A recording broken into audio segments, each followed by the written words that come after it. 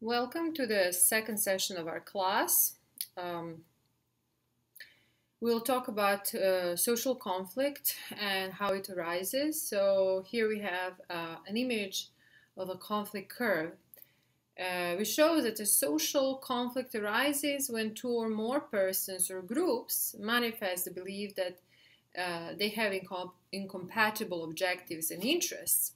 So this slide, as I mentioned, represents the conflict curve, which is one of the most frequent representations of conflict with its stages. So in the beginning, we have a latent conflict, then conflict emergence, escalation, stalemate, de-escalation, settlement, and post-conflict peace building. This is, however, an ideal model that simplifies the complexity of conflict for the purposes of initial analysis and basic understanding. So we should be aware that in the real world, conflicts can take different twists and turns, and of course there can be multiple curves. Now this is another representation of conflict and its dynamics, and this is called the conflict funnel. Which shows that social conflicts are dynamic and they also tend to move through stages. And so the space for conflict resolution shrinks as the conflict escalates, and that's why you have this shrinking of the funnel. So it shrinks as the conflict escalates and moves towards destruction and violence. So the space for resolution, for talk, for dialogue shrinks, and it's not possible, and people turn to violence. Okay, so it's important to mention these categorization of conflict and what they actually mean.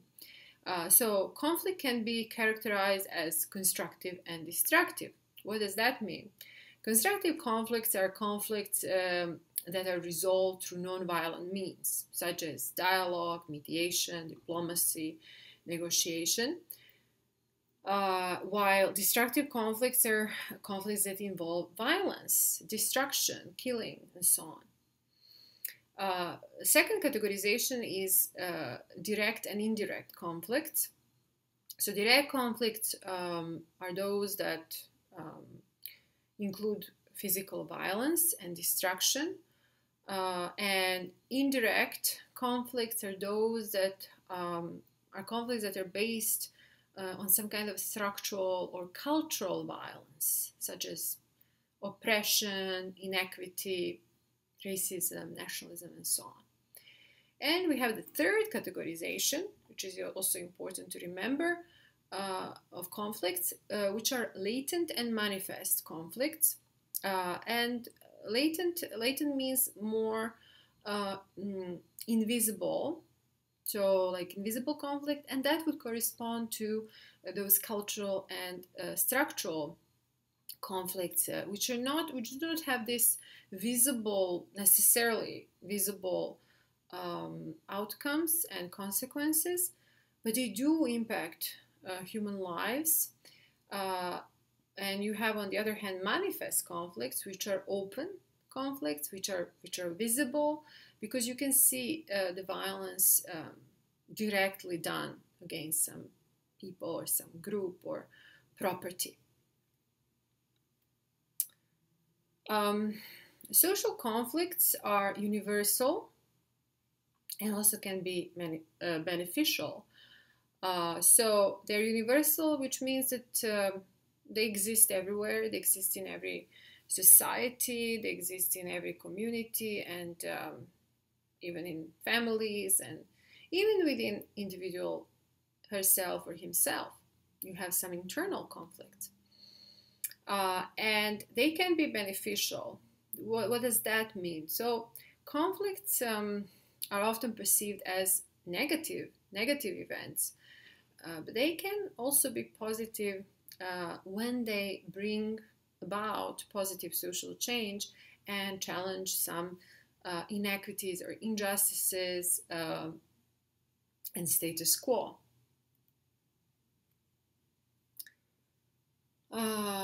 Conflict also reveals our choosing. can we really choose? There is often this question being asked, can we really choose in the midst of conflict? I think there always exists a choice. We can always choose how we will behave and what we will do, although our behavior is constrained in the midst of conflict and in the midst of violence.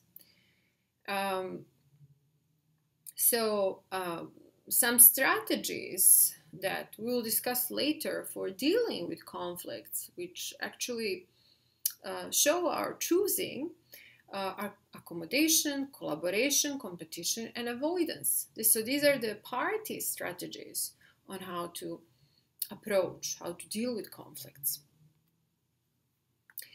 So if there is no change in some social context, hostility may accumulate incrementally until precipitating events occur, and there is then a transformation from just latent hostility to violence.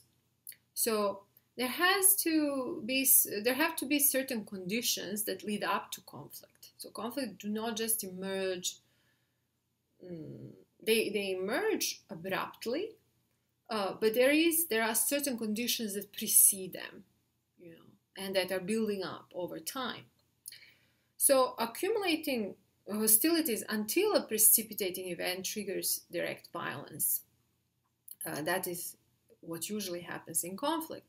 So if we, for example, take the First World War, and the precipitating event, as you all know, is the assassination of Archduke Ferdinand,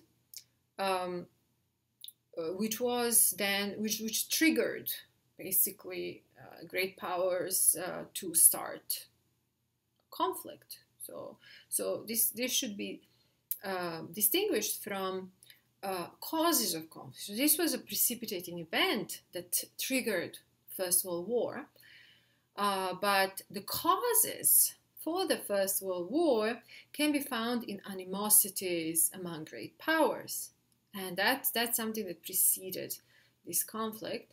Animosities such as, for example, among Germany, Great Britain, and France, who were basically really fighting about the distribution of colonies at that time.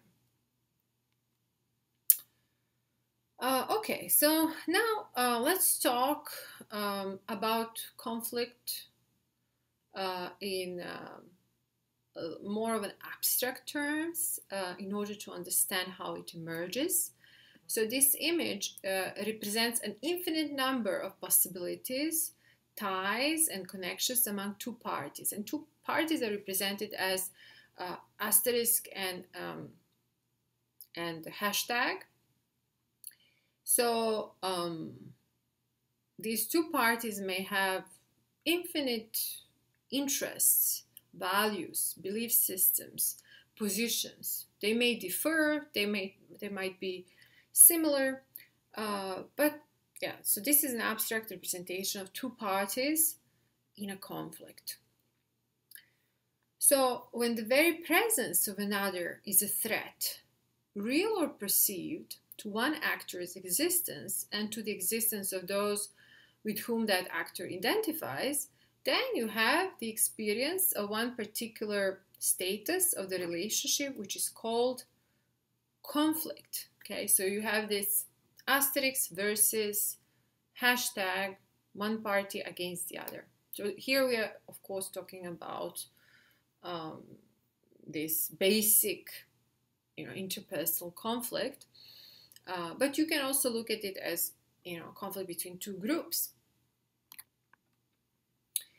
Conflict binds parties into a negative dynamics, which is versus, contra, against the other. But also we shouldn't forget that the parties need each other for conflicts to escalate.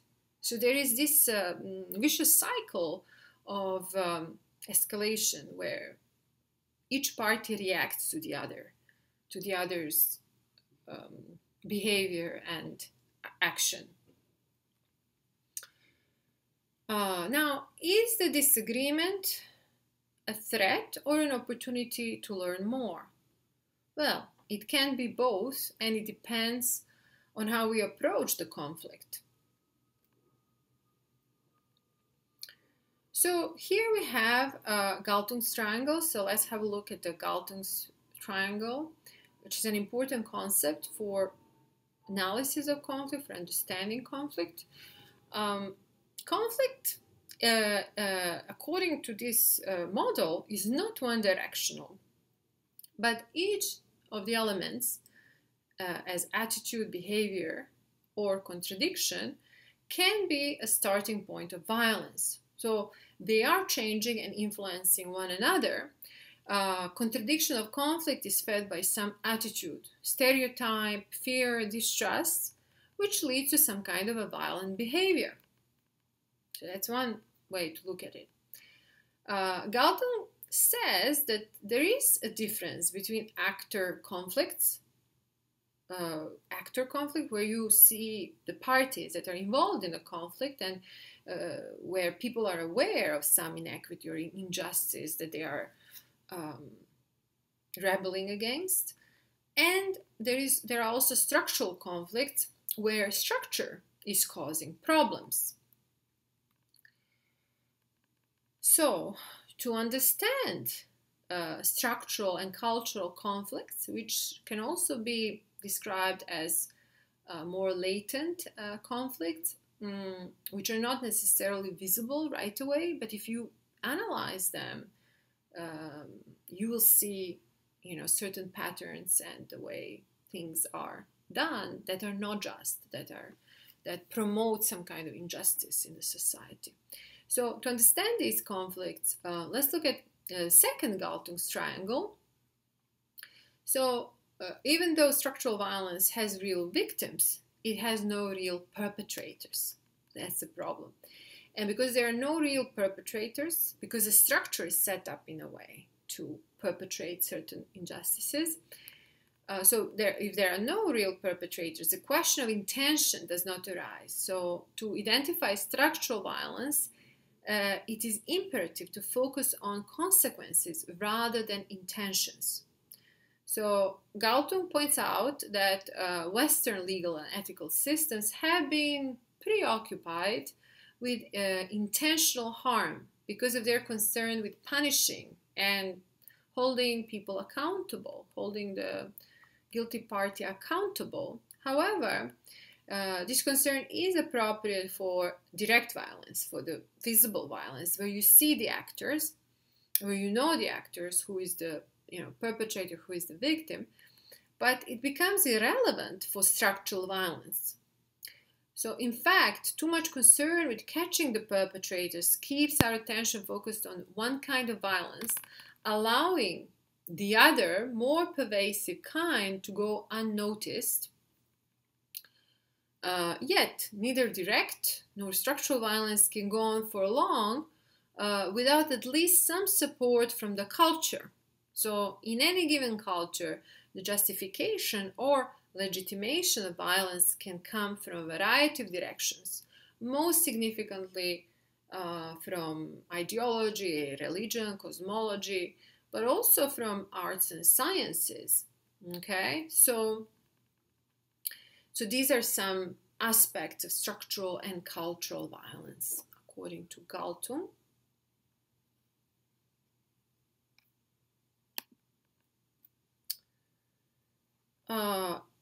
So again, direct and structural violence. What's the difference? Direct violence is physical, instrumental, visible violence, such as bombing, riots, mass murder, atrocity, and so on. And structural violence is systemic, underlying, and unjust structures. So you have certain factors that are embedded within structures and institutions, such as racism, ethno-nationalism, colonialism, malnutrition, slavery, lack of healthcare, poverty. So all of these are structural elements of structural violence. Cultural violence, once again, a represents more subtle forms of violence. And they, in a way, justify or legitimate direct and structural violence. Aspects of culture that can exist in ideologies, language, discourses, myth, art, and religion can be elements of cultural violence. So, for example, media discourses of us and them, these very divisive discourses, can lead to exclusion, or can justify exclusion, hatred speech, silencing of others that are less powerful, dehumanization, and so on. So these are some aspects of cultural violence.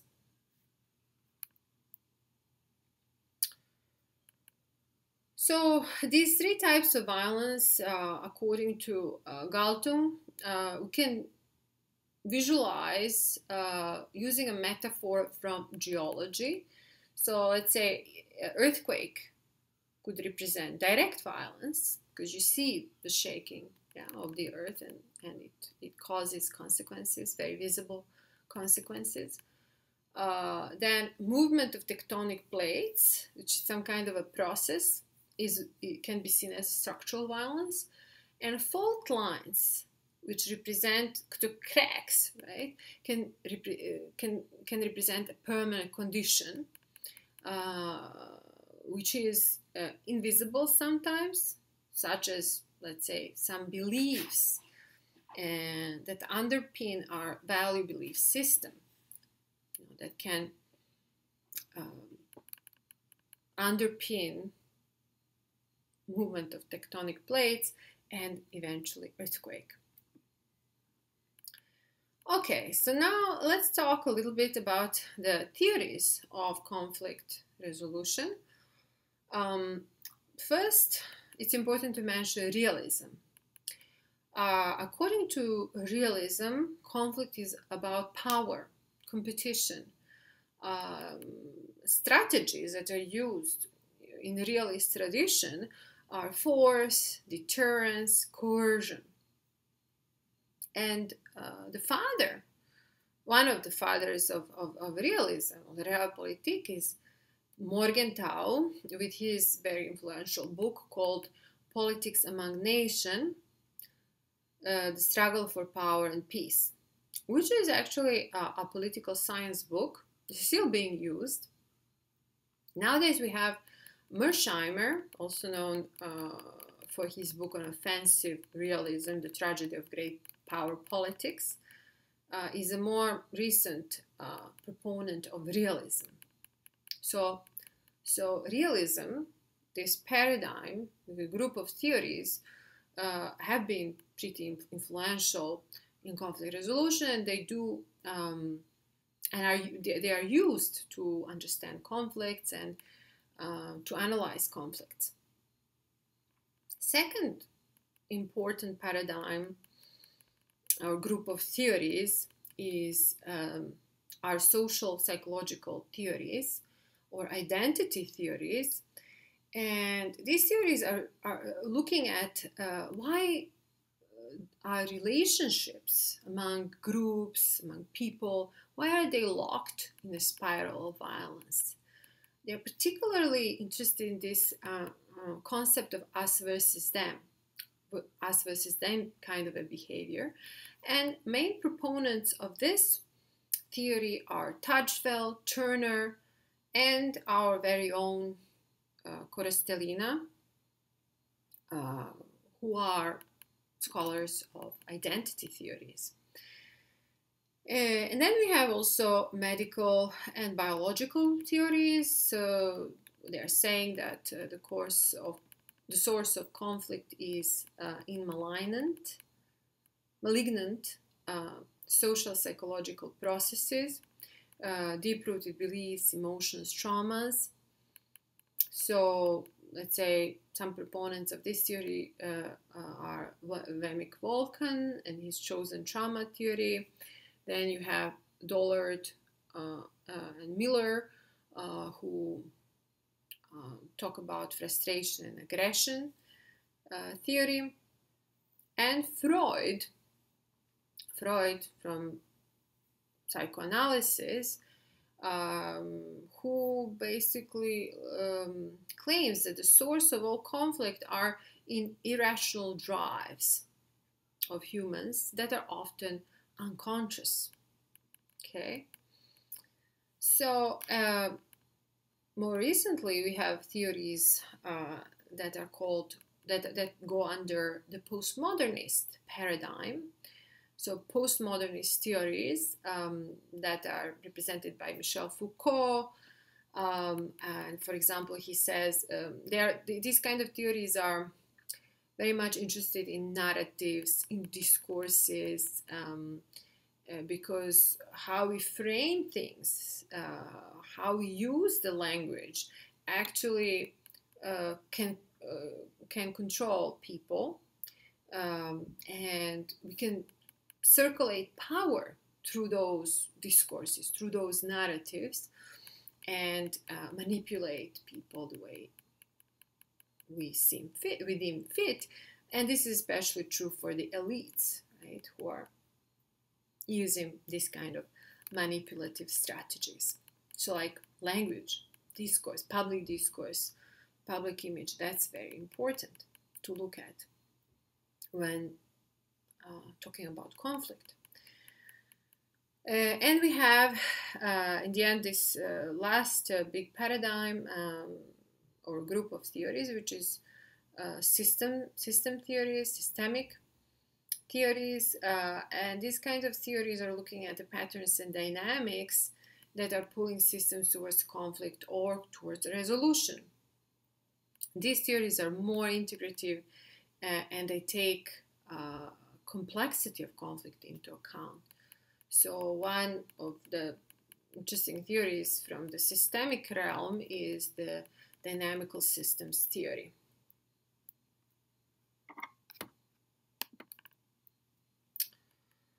And we also have structural theories that explain how structures enable and constrain relationships among human beings.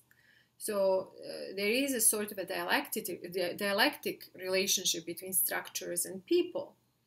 So there is certain progression.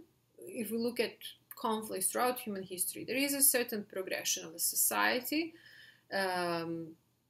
It lasts for some time, but then differences arise and there is a conflict, there is some kind of clash. After this clash, after the conflict, we have stabilization of the structures. So there is this argument that even when people start revolution, even when the revolution or the big change of system is initiated, these revolutions can never achieve all of their goals.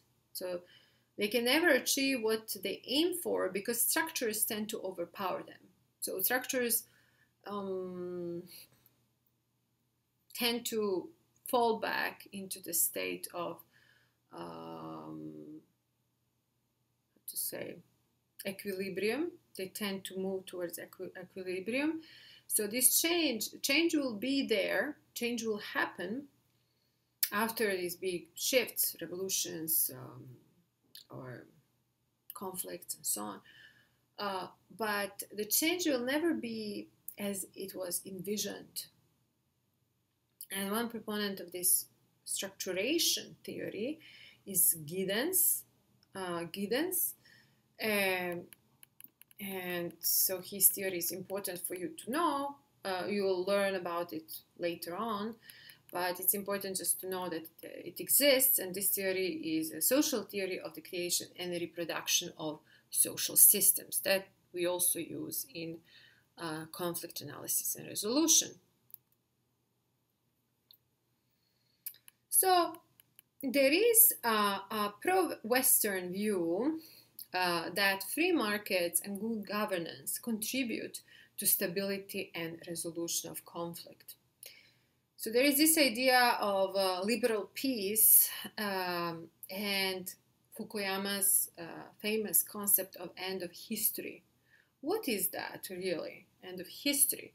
Well, basically, Fukuyama claimed that the society, the international society, has reached an unprecedented level of stability and peace through these free market democracies, such as those that are in the Western world, and that in such societies there is a less probability of conflict.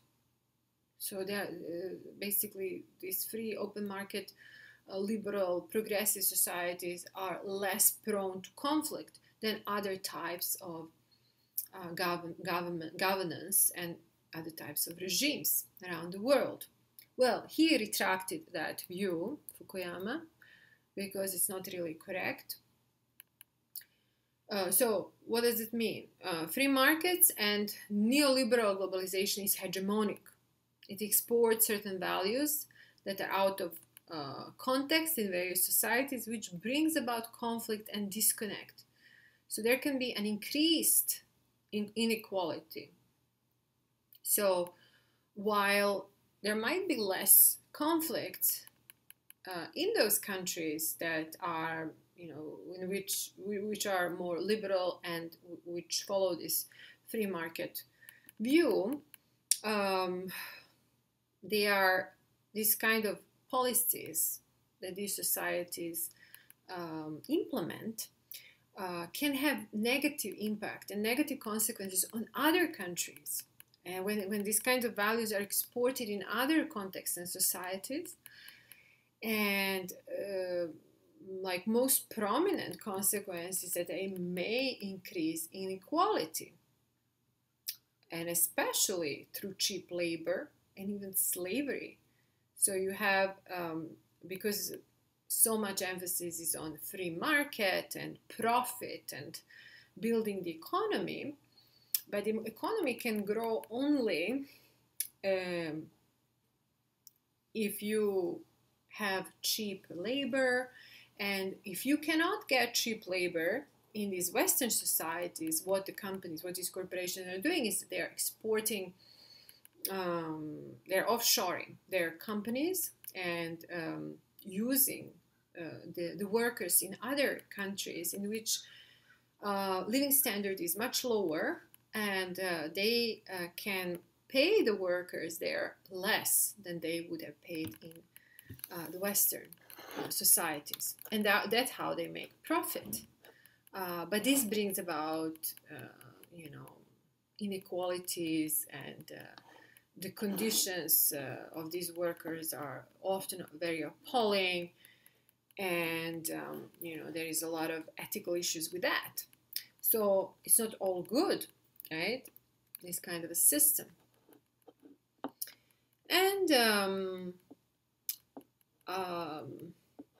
it's important also to mention that in 1989 there was this big event which marked the end of an era, which is the fall of the Berlin Wall and disintegration of communist states and post-colonial world. So this global market integration, this globalization led to stripping national governments of the power to determine policies. So there was no control over economy that led political actors to use identity-based politics. So you have, for example, in former Yugoslavia, you have the dissolution of a political and economic system. You have economic crisis, and with that came nationalist leaders who basically started to plant this idea of independent states in people's heads, and that independent states would be the answer and the way to go. And it basically led to the dissolution of Yugoslavia and the war, because not everyone was happy with the changing status in those newly created states.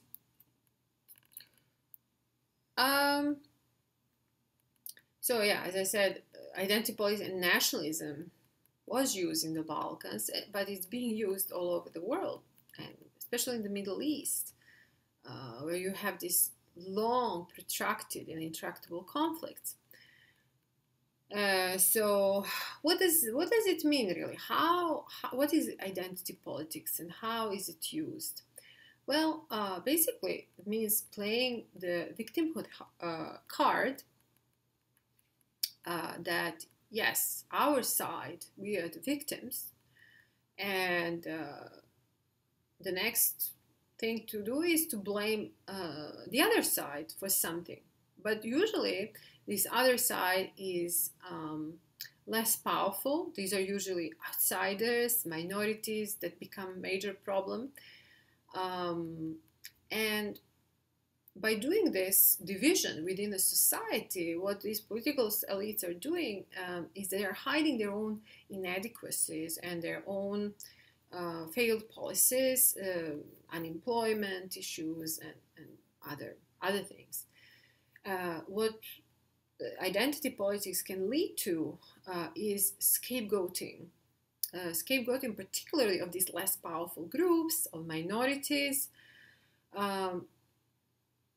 because the blame and policies cannot be implemented on the powerful culprits. So, for example, let's say big companies, big corporations come into a country and they, get cheap labor and then again many people lose their jobs. But the state cannot do anything against these corporations because they need them. They need them, and they are just they took probably some funding from them, so they just become part of that country. So corporations and billionaire elite they are basically creating grounds for inequality and oppression, but the elites, political elites, cannot do anything about it. So who to blame for a bad situation in some country? Well, that's why the identity politics is used, and less powerful minority groups are blamed for the bad conditions. So xenophobia, exclusion, killings, riots, they were not just part of the Middle East or the Balkans, but they are also very much part of the of life in France and Norway, the UK, the US. So we have similar processes that are happening now all around the world. So conflicts are produced by contradictions in structures. People act often unaware of these contradictions. They have false consciousness and project their frustrations on false enemies and threats. Agency is constrained by structures, but not completely, because people do have choice, always. And I would end with this, saying that which strategies exist for people to create some positive change. In my view, only nonviolent and peaceful movements can be restorative. So they can be described as restorative collective action. So nonviolent and peaceful movements. Violent and destructive movements, on the other hand, create ground for new escalations, because violence tends to breed new violence. And it's also important to mention this anomic collective action. So what is social? First of all, what is social enemy? Social enemy is social instability that's caused by erosion of standards and values. And social enemy becomes prevalent when we have a lot of destructive and violent activity in the country. So that's something to pay attention to. Okay, so here I gave you a little overview of conflicts, social conflicts, and various theories that we use in conflict resolution to analyze and understand conflicts. I hope you enjoyed the lecture, and thanks for listening.